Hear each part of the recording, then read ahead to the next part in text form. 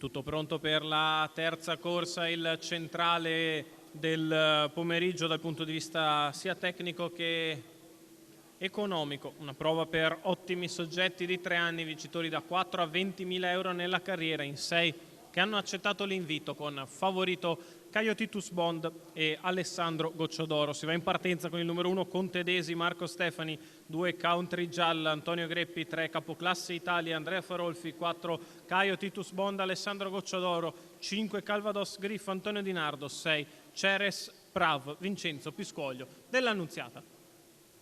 Allenamento che si va a completare, problemi per Contedesi con il numero 1 che galoppa e parte distante, perde sicuramente il lancio, per cui campo che si riduce a 5 unità.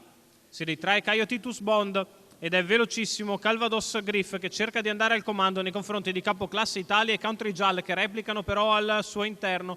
Country Giall davanti, insiste Capoclasse in mezzo alla pista, poi Calvados Griff che cerca di ripiegare lungo i birilli, ancora Caio Titus Bond lungo la prima numero curva. Country Giall è in vantaggio, Contedesi, insiste Capoclasse dopo 200 in 14,3 e tende a passare in vantaggio. Andrea Farolfi e Capoclasse Italia si installano al comando dopo 300 metri di corsa nei confronti di Country Giall.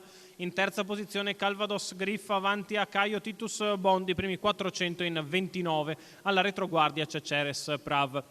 Si va sulla curva di sinistra con Capoclasse Italia in vantaggio, mantiene ovviamente il ritmo allegro il leader per non far recuperare coloro che stanno nelle retrovie, in particolare Caio Titus Bond, che sembra volersi scoprire dalla quarta posizione, ma è marcato stretto da Calvados Griff, che va lui all'esterno, 44,4 per i primi 600 metri di corsa davanti alle tribune. Calvados che cerca di arrivare addosso a Capoclasse Italia dopo i primi 800 passati in 59. Capoclasse Italia sempre in vantaggio nei confronti di Country Giall.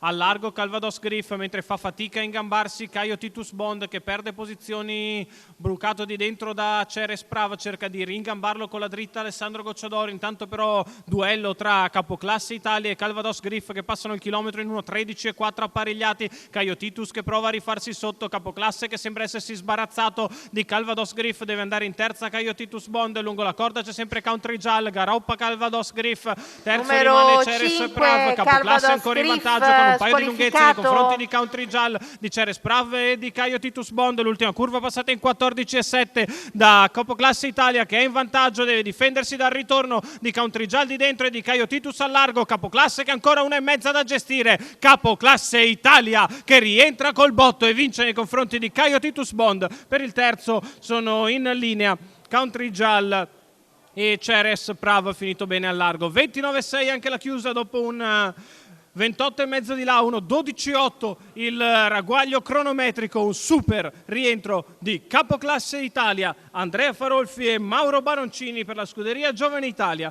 Il successo del figlio di Vivid Wise AS e Italia 1, che perfeziona il percorso di testa andando a sfilare nei confronti di Country Giall. È secondo, correndo bene, ma forse un filo sotto le attese, Caio Titus Bond. Per il terzo Ceres Prav avanti a Country Giall.